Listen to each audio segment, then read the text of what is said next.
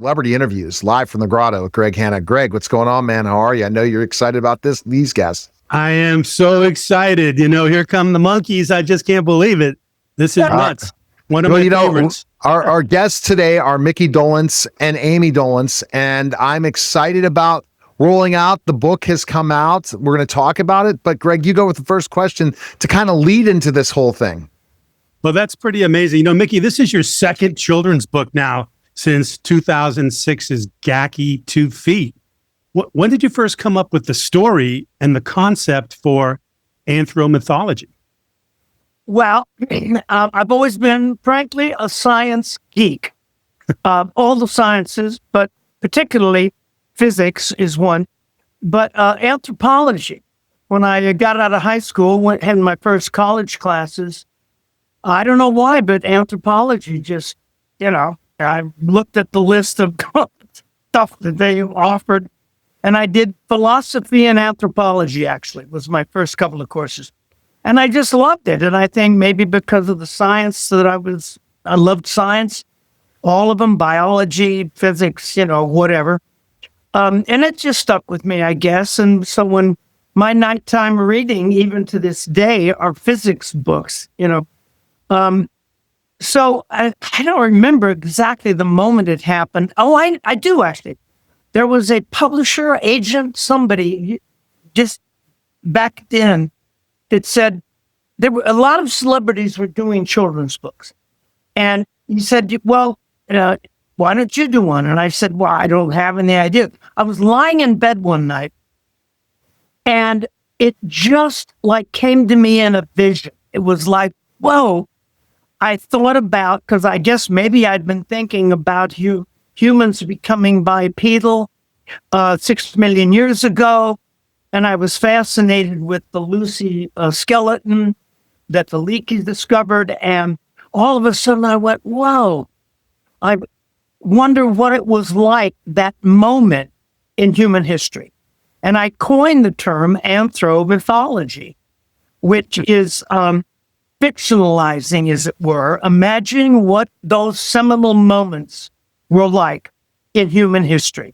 And I thought of a few of them over the years: fire, the wheel. But I settled on this first book, Gacky 2 Feet, about the first hominid, Australopithecus ramidus, if I'm not mistaken, who walked on 2 feet. But people made fun of him because he was weird because everybody else was on 4 feet. And long story short, he saves the day because he could walk on 2 feet. And that was the first book. That's how I got into it. Yeah. Wow. You know what, Micky, I'm kind of, and then I'm going to have Greg follow up. It's, it's just, how do you have time to write children's books when you're still really touring and traveling and doing all this stuff still? You're just still going, busy as can be. Well, actually, you answered your own question. When I travel, the work is the travel, not the show. They pay me to travel. I sing for free. I do a 2-hour show. The other 22 hours of my day, I'm traveling or in a hotel or a car or a plane.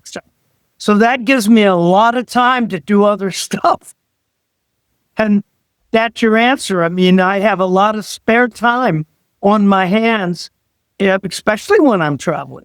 When I'm home, not so much. I got all the maintenance stuff and keep, all the stuff you do at home.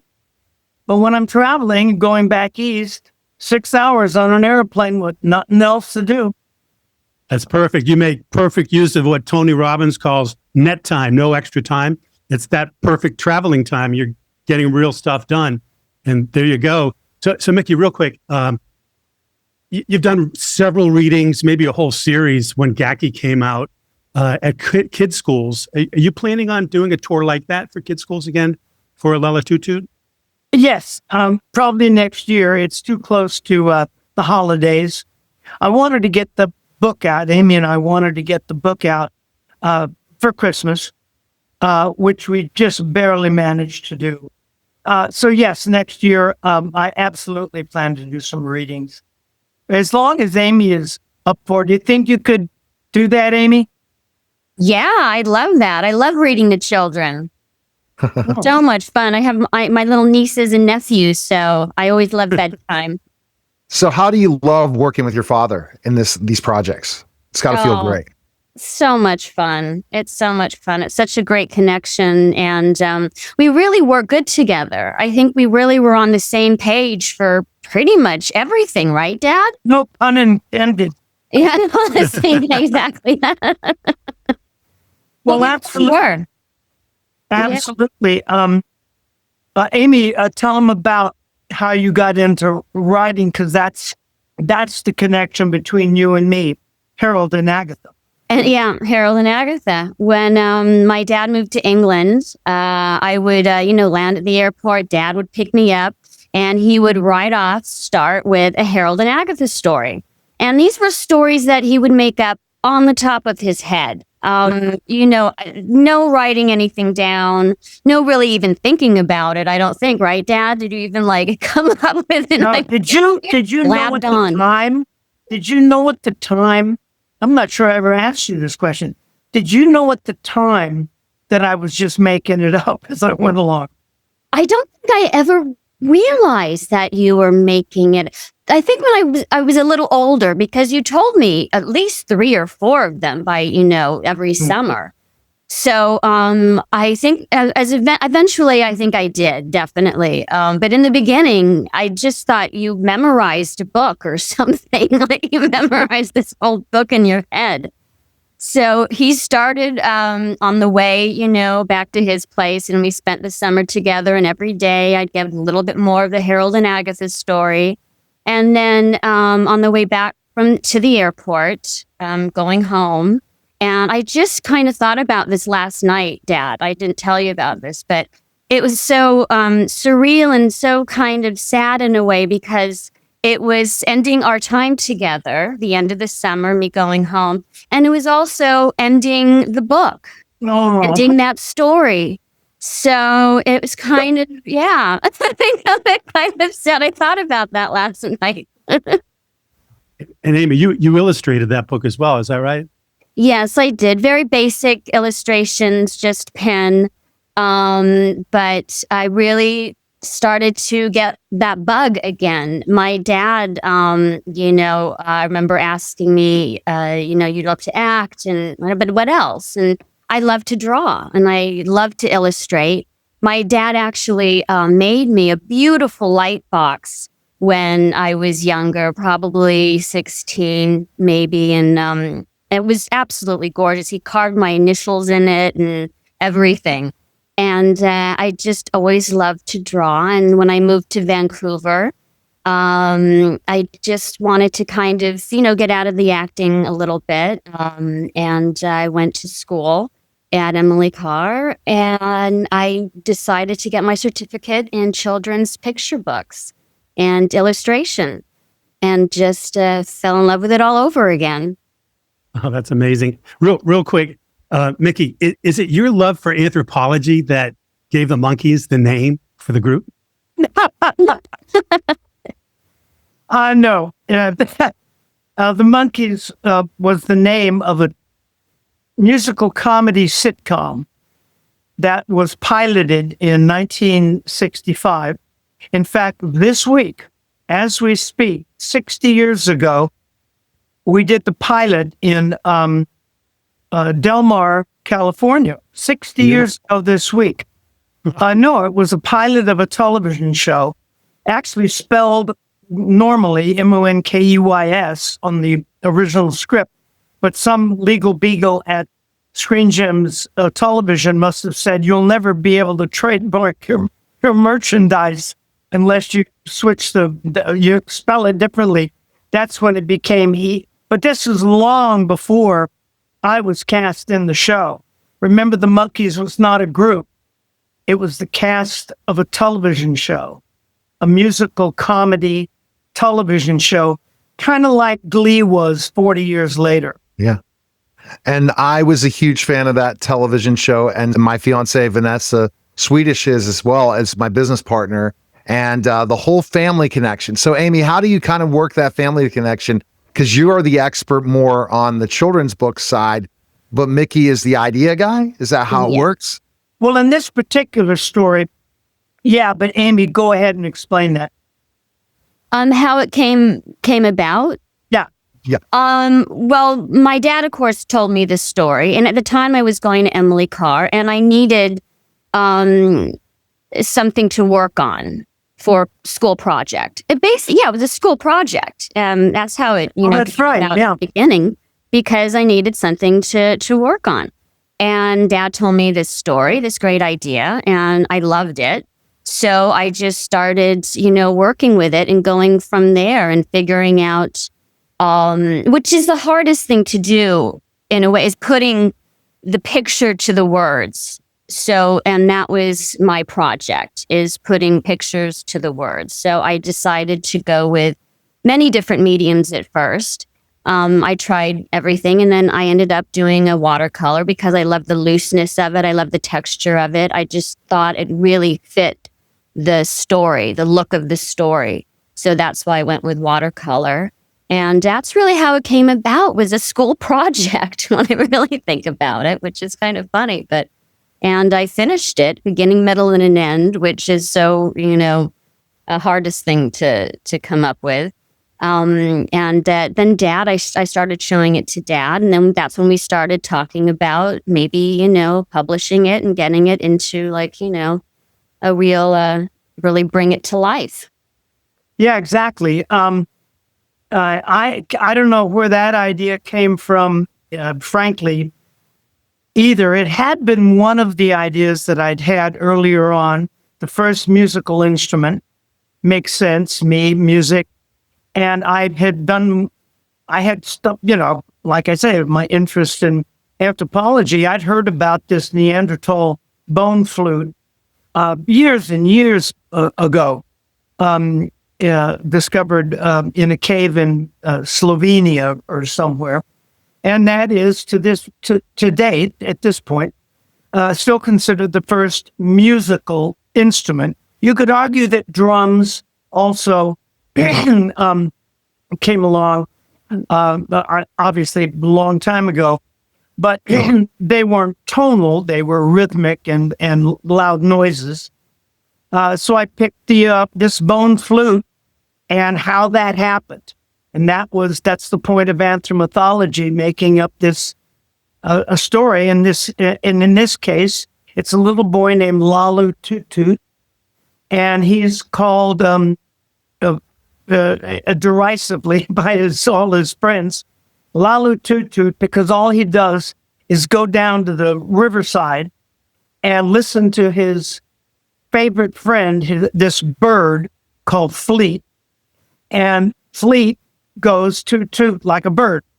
And he would mimic the sounds on this little bone flute that he had made.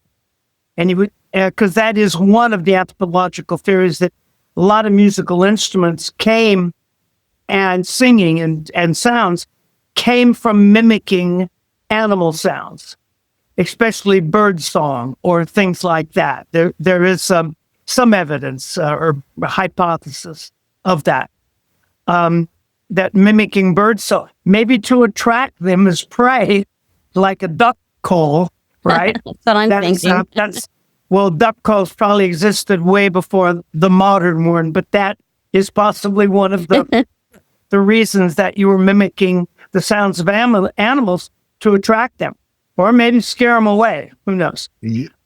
But that's essentially where the story came from. Oh, wow. God, the illustrations are beautiful, by the way. They are. I was looking at just specifically just the cover, and just unbelievable. And so that back and forth. Do you help in the story at all too, Amy? Oh yeah. She doesn't like tooting her own horn. She helped enormously. Especially when I did Jackie 2 Feet, I had the editor had assigned me an artist, which I approved, and he was wonderful. But in that case, I had an editor, and I learned in Jackie 2 Feet that if you can tell it in a picture, then you don't need the words. You don't do both. the words do a certain thing, but the pictures, the illustrations are what make it a children's book. And I learned that in Gacky 2 Feet. So when Amy got involved, she'd already learned that at Emily Carr. And so Amy was kind of the one that said, well, we don't need to say, because my story probably went on and on a little bit. Yeah, it was long. It definitely needed to be like edited and cut down. But I do have to say one thing which I thought was pretty funny. The end of your story that you wrote, Dad, you had the cave dwellers killing the bear. And I just remember that so well. I'm like thinking to myself, okay, am I going to be like splattering red paint across the page or something? I don't know. I just don't see this as a real good, children's nighttime story, bedtime lullaby kind of It was book. supposed to be a nightmare inducer. I know, because I'd be like going to sleep and waking up and like, That's right. I forgot about that. yeah, I came up with the idea of putting the bear to sleep in a very calm and peaceful way. Okay. All right. Go ahead, Greg. Great. Well, do you think this would make a great children's cartoon series? Wow, good question. Yeah, good question. We haven't really thought about that, huh? Yeah, I clicked on the wrong thing. Now I can't see anybody. Can you still see me? Yes, Yeah. you can. Yeah. You can see you. We still see you. Oh, I know. I clicked on something stupid. Yeah, absolutely. I thought about it with Gacky 2 Feet, actually. I'm not much in the production end of the business anymore. I was. Frankly, I just don't have the time. I'm always going out on the road on tour, doing the rock and roll thing. But it's definitely something I've thought about. And Amy and I have talked about. And next year. That would be so cool. Sorry? That would be so cool. I mean, I know we kind of thought about it a bit, but that would be amazing. You have the built-in audience already. So Greg has his questions he asks celebrities, and we have 2 celebrities, and we know that your time is very limited, and we really appreciate you coming on today. Go ahead, Greg, with your question. This is one that gets you thinking. So we'll start with Amy, then go to Micky. Great. All right. Amy, thank you so much for this interview. It's been fantastic and a real Thank you guys so pleasure. much. Yeah. So tell me, Amy, what do you feel is the most important thing in life you've ever learned? Most important thing in life I've ever learned. I think for me, it's to be gracious and always, make sure that you are beautiful on the inside, more importantly, than the outside. My mom always said that to me, so I've always taken that to heart. That's great. Thank you. Micky, what's the most important thing in life you feel you've ever learned? Get a good lawyer. Oh boy, at my age, so many things. What's that saying? Too bad youth is wasted on the young. Life is a cruel teacher. She gives you the test before she provides the lesson. And that's one thing. Many others, I would say. Thank you. We appreciate it. So, guys, where's the best place we can pick up the book? Is a website the best? Where to go? MickyDolenz.com. All right. And your tour, Micky, where are you going next? I know you were in Philadelphia. I'm out in Cleveland area now, so I'm not near Pittsburgh, but where are you heading next? Oh, no. You don't know? Florida. Okay. Awesome. Jacksonville and Fort Lauderdale, and then I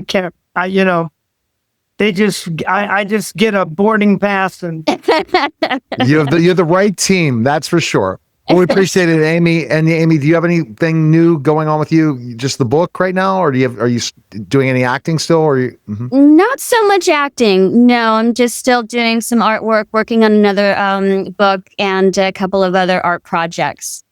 All right. Well, fantastic. Yeah. Well, we appreciate it, guys. Thanks again for the time. Thank you. Thank you so Be much. well. You're welcome. All right. Thank That's you, a guys. special Greg, simulcast to Greg, Neil. Wait Yes. a minute, Greg. I gotta know, where are you? You look like you're in a set for a horror movie or something. This looks is Cool. the Grotto wine cellar in my basement. Oh my God. Wow. Yeah. With the whole door with the red light and stuff. Yeah. Like one of those computer games in the room, Yeah. How to get out. Thank you so much. Thank All you right. so Appreciate it, guys. Bye, guys. All right. Take